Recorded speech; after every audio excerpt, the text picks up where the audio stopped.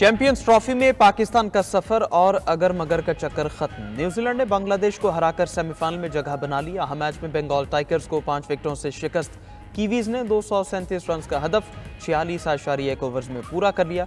रचिन रविंद्रा की शानदार century, Tom Latham की निस्फ सेंचुरी, बांग्लादेशी कप्तान नजमुल हुसैन की 77 रन की इनिंग्स जराएगा। ब्रिस्वेल के 4 शिकार प्लेयर ऑफ द मैच करार। पाकिस्तान और बांग्लादेश जुमेरात को आखिरी ग्रुप मैच खेलेंगे। मैच के नतीजे का कोई असर नहीं पड़ेगा।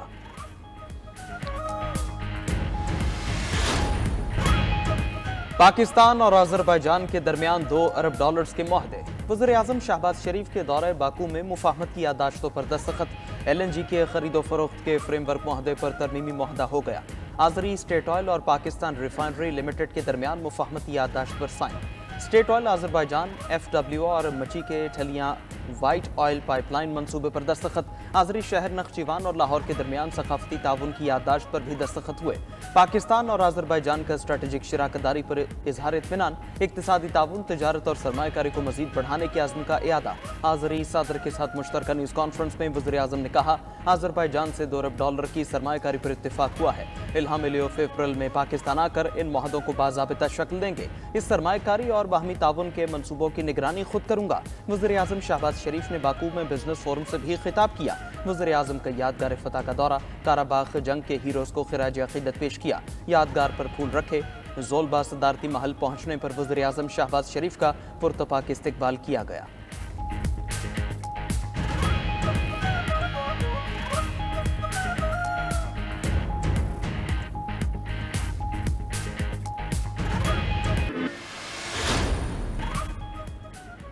क्या साबिक वज़ीर-ए-आज़म ने 9 मई वाक़यात की मजम्मत की? आर्टिकल 245 वाली दलील मान लें तो फौज इदारों का दिफा कैसे करेगी? फौजी अदालतों से मुतालिक केस में आईनी बेंच के सवालात।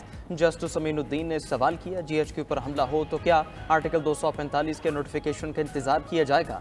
जस्टिस जमाल बंदोखेल ने कहा, कराची में रेंजर एहलकारों का ट्रायल सिविल कोर्ट में हुआ। आर्मी ऑफिसर छुट्टी पर जुर्म सरजद करे तो ट्रायल कहाँ होगा? ऐसा कानून जो आइन से मुताबिकत न रखे बनाया नहीं जा सकता। जस्टिस हसन नजर रिजवी ने कहा, कराची में कर्फ्यू लगने पर फौज आती थी तो लोग फूल फेंकते थे। एक ही दिन में GHQ समेत मुख्तलिफ मकामात पर हमले हुए। अगर यही सूरत हाल रही तो एनार्की फैलेगी जो मुस्तकबिल के लिए खतरनाक होगी। जस्टिस जमाल बंदोखेल ने कहा, आर्मी एक्ट बनाने का मकसद समझ आ जाए तो आधा मसला हल हो जाएगा। इंट्रा कोर्ट अपीलों पर समाअत कल तक मुलतवी।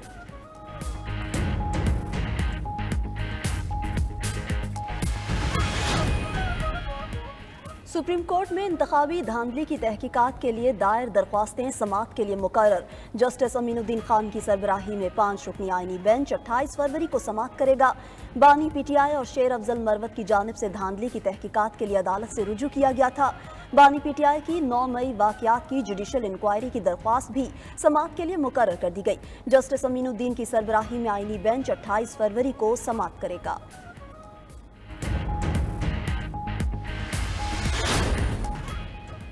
हकूक के लिए आखिरी हद तक जाएंगे। गोली चलाई गई तो नताइज के खुद जिम्मेदार होंगे। रियासत अवाम को हक नहीं देती तो नफरतें पैदा होती हैं। अवाम लाताल्लुक हों तो टैक्स अदा नहीं करते। बात बढ़ते बढ़ते अमनो अमान के मसले तक पहुँच जाती है। वज़ीर आला खैबर पख्तूनख्वा यमीन गंडापुर का इस्लामाबाद में NFC डायलॉग से खिताब। कहा, आइन पर अमल न करने का नुकसान मुल्क टूटने की सूरत में सामने आया। अडियाला जेल के बाहर कैंप लगा तो बानी PTI के हुक्म के मुताबिक खैबर पख्तूनख्वा से भी लोग आएंगे। दूसरी तरफ सूबाई हुकूमत ने तैमूर सलीम और कामरान बंगश को खैबर पख्तूनख्वा काबीना में शामिल न करने का फैसला कर लिया।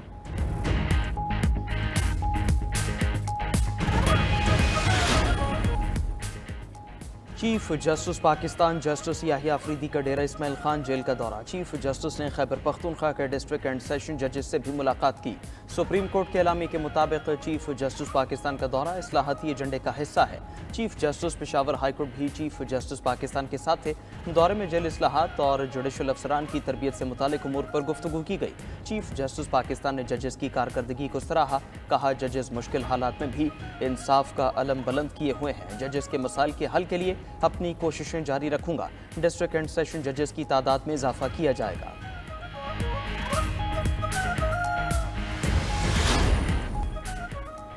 पाकिस्तान में पहला रोज़ा 2 मार्च को होने का इम्कान। 28 फरवरी को पाकिस्तान में रमज़ान मुबारक के चांद की रोयत मुश्किल होगी।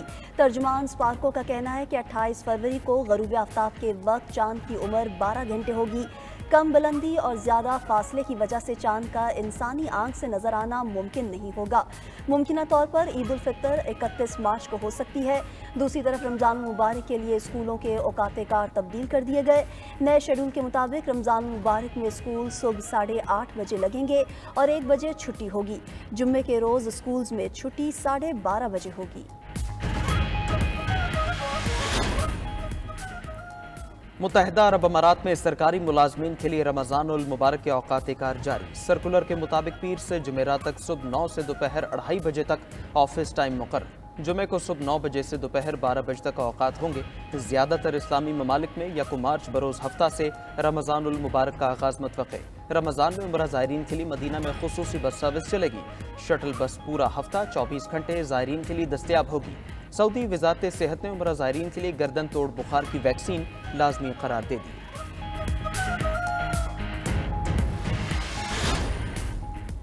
हमास का फ़लस्तीनी कैदियों की रिहाई तक मुज़ाकरात से इनकार। रहनुमा बासिम नईम कहते हैं कि 620 फ़लस्तीनियों की रिहाई तक इसराइल से मज़ीद बात नहीं होगी।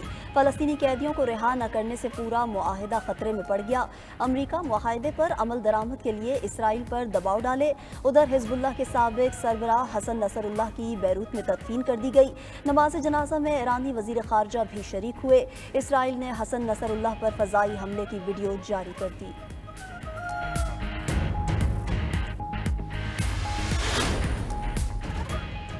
गजा में 1.5 साल की बंदिश के बाद स्कूल खुल गए। मगरबी गजा के अल नसर स्कूल में क्लासेस का आगाज। पहले रोज बच्चों ने शहीद होने वाले साथियों, असातिज़ा और अजीज़ अक़ारिब को ख़िराज अक़ीदत पेश किया।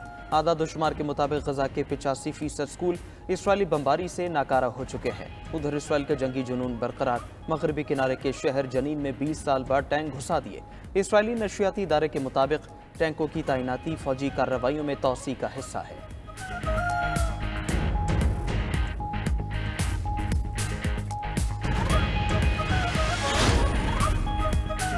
बांग्लादेश में हुकूमती तख्ता उलटने वाले तलबा ने अपनी सियासी जमात बनाने का फैसला कर लिया। तलबा तहरीक के रहनुमाओं पर मुश्तमिल नई जमात के क़याम का ऐलान बुध को मुतवक्के। अबूरी हुकूमत में शामिल मुशीर नाहिद इस्लाम को नई जमात का कन्वीनर मुकर्रर किए जाने का इम्कान। शेख हसीना वाजिद के तवील इक़्तिदार का खात्मा करने वाली बांग्लादेशी तलबा तहरीक को स्टूडेंट्स अगेंस्ट डिस्क्रिमिनेशन का नाम दिया गया था। तहरीक चलाने वाले तलबा अब एक नई सियासी जमात बनाने के लिए पर तोड़ रहे हैं। अमरीकी सदर ने इमिग्रेशन पॉलिसी मजीद सख्त करने का इशारा दे दिया। वाशिंगटन में कंजर्वेटिव पॉलिटिकल एक्शन कॉन्फ्रेंस से खिताब में ट्रंप ने कहा, मैं इमिग्रेशन से मुतालिक सख्त पॉलिसियों पर अमल करूंगा। मौजूदा हुकूमत की तरह वसी कोशिशों को पहले कभी नहीं देखा गया। हज़ारों वफाकी मुलाजमीन में कमी और मरकजी हुकूमत का बोझ कम किया जा रहा है। एक नई और देरपा सियासी अक्सरियत बनाई जा रही है जो आने वाली नस्लों के लिए अमरीकी सियासत को आगे बढ़ाएगी।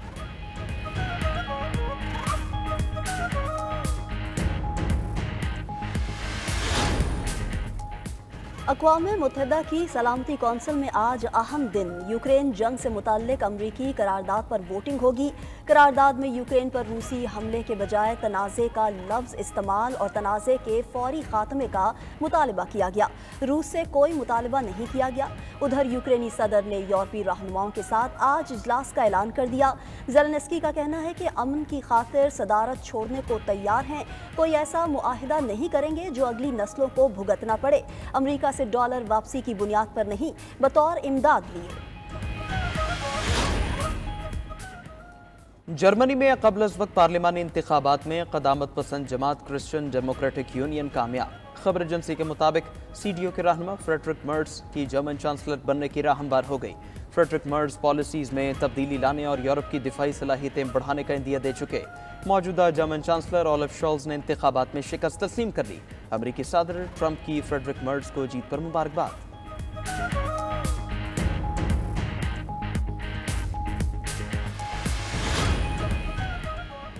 चीन में नई किस्म का खतरनाक वायरस दरियाफ्त। तिबी माहिरीन के मुताबिक ये वायरस इंसानों को मुतासर करने की सलाहियत रखता है।